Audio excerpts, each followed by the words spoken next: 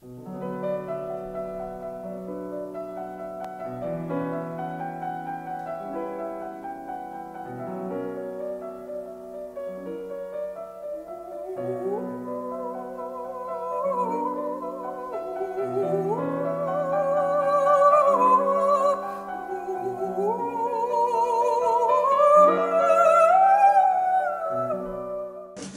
voilà, je suis Anne Vautier, je suis gynécologue médicale.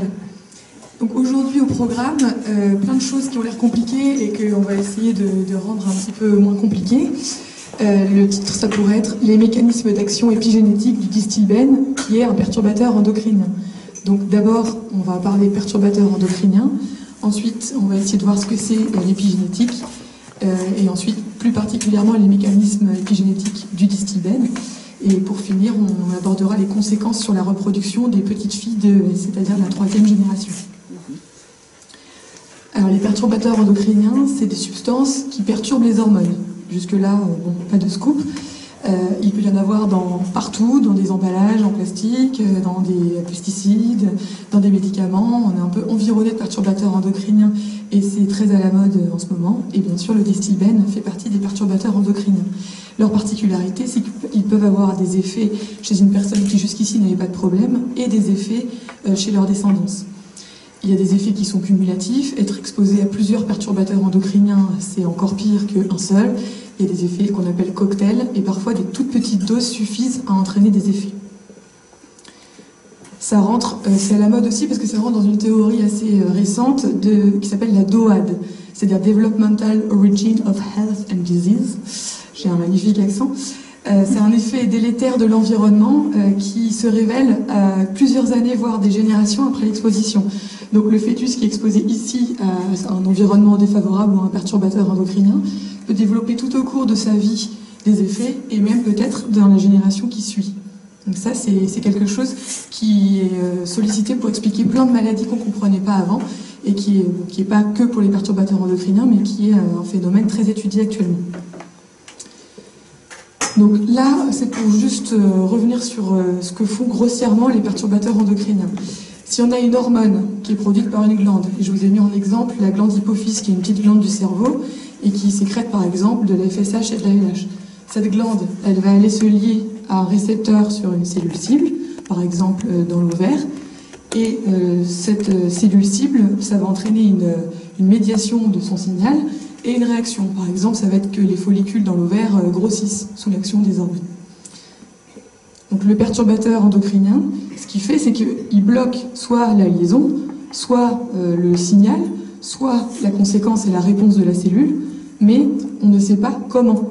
On sait juste qu'il a cet effet-là, mais on a du mal en général à comprendre par quel mécanisme. Donc moi, aujourd'hui, je vais vous parler de un de ces mécanismes, qui est le mécanisme épigénétique. Et ce mécanisme, il a été retrouvé en particulier dans le distilbène, pour lequel on a bien étudié cet effet. L'épigénétique, c'est le fait de modifier l'expression des gènes. Donc, en gros, si on prend la génétique, ce sont les gènes, c'est-à-dire l'ADN, et ça, c'est les plans. C'est les plans de construction d'une cellule. L'épigénétique, ce serait l'architecte qui distribue les plans. Donc là, on prend notre équipe de bâtiment avec notre corps humain, les organes qui seraient notre chantier de bâtiment en construction, toute une équipe qui est prête à faire fonctionner cet organisme. Et l'architecte va donner au plombier, et donc au rein, les plans du plombier et les plans du rein, et surtout pas à l'électricien les plans du plombier ou à l'utérus les plans du rein. Vous voyez?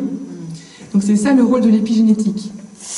Comment ça se passe? Comment on arrive à donner à chaque cellule les plans qui lui correspondent? Il y a 3 mécanismes. Donc dans toutes les cellules, on a les chromosomes et tout l'ADN.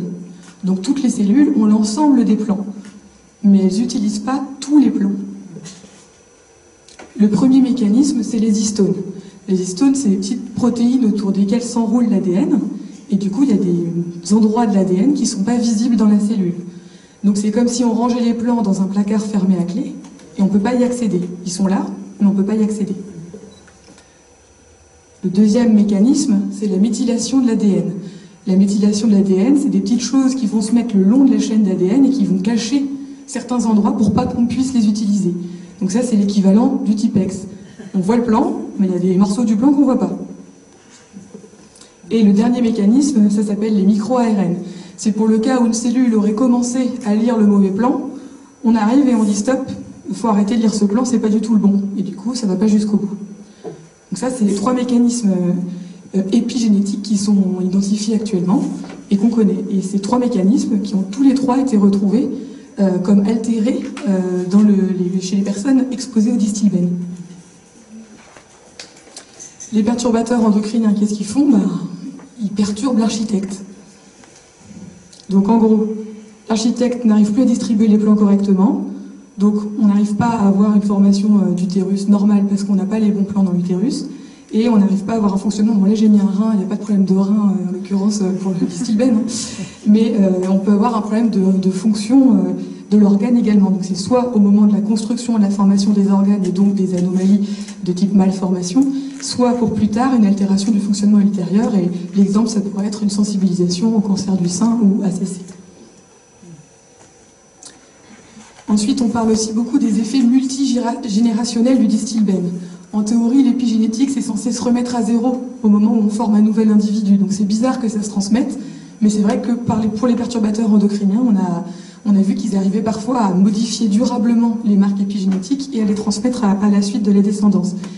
Mais pour le distilbène, en fait, on croit que ça se transmet, mais il y a une autre chose dont il faut prendre conscience, c'est qu'il y a 3 générations qui sont exposées, en fait. On a 3 niveaux d'exposition.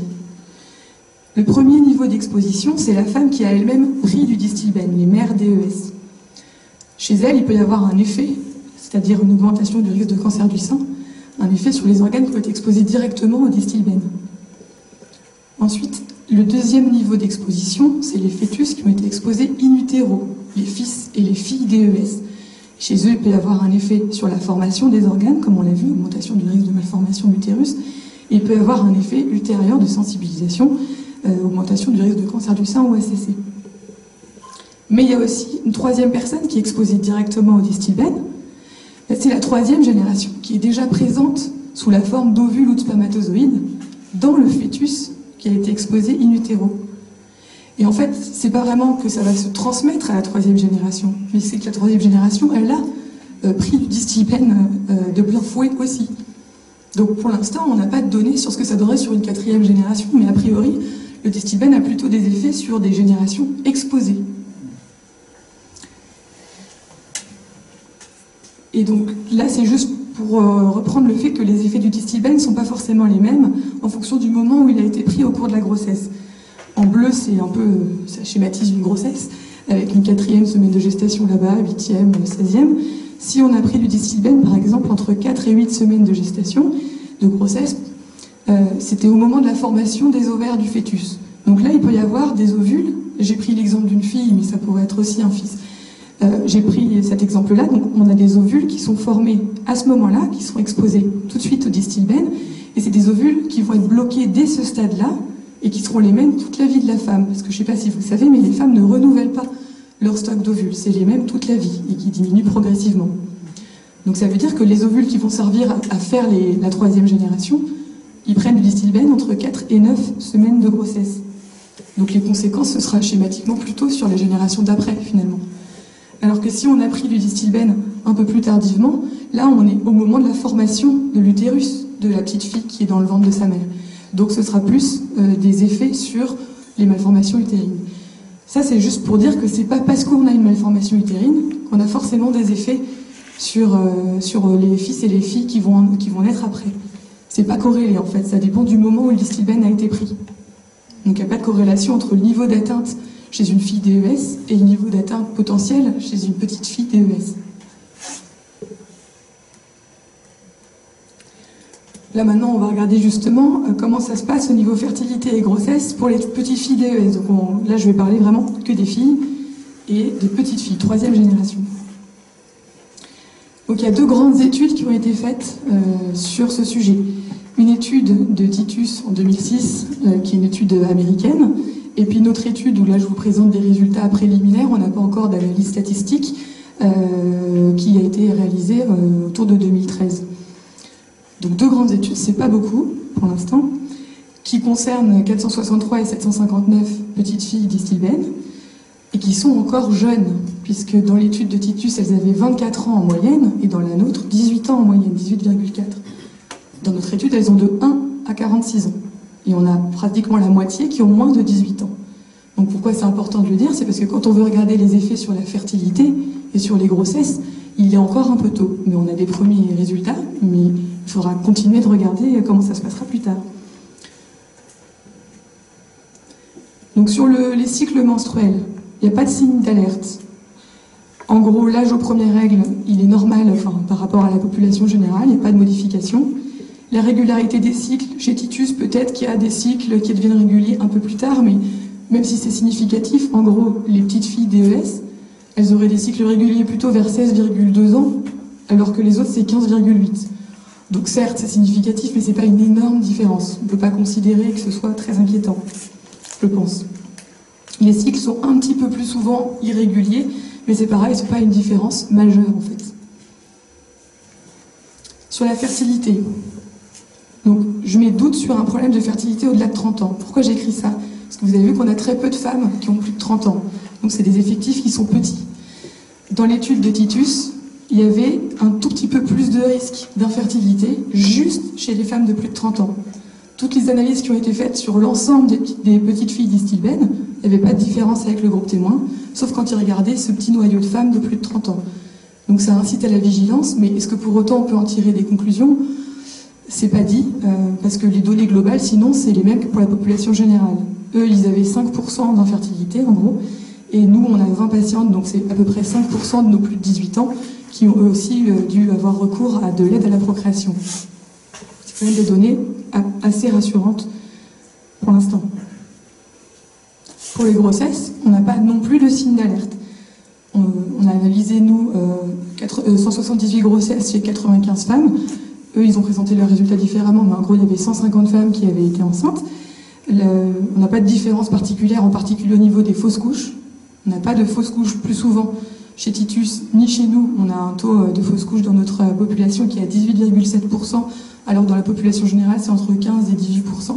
Donc c'est un tout petit peu au-dessus, on n'a pas encore l'analyse statistique, mais ça peut être considéré plutôt comme normal. Et en termes de naissance prématurée, c'était un nombre très très réduit de femmes dans l'étude de Titus, et c'était pas significatif. Donc pour l'instant, il n'y a aucune raison de s'inquiéter sur l'évolution des grossesses chez les petites filles de 3e génération. Et je dis aussi un petit mot sur les malformations gynécologiques. Donc il n'y a rien qui est comparable aux filles d'Istilben. Pourquoi je dis ça? Je ne peux pas dire que c'est complètement normal, parce que les chiffres qu'on a, donc il faut regarder surtout la colonne de droite, les malformations utérines vraies, c'est 2,1% de notre population totale. Les malformations du type bicorne, didelphe, cloisonné ou utérus en T, c'est en gros 1,2% de notre population, mais on peut dire 2,6% de la population qui a répondu oui ou non.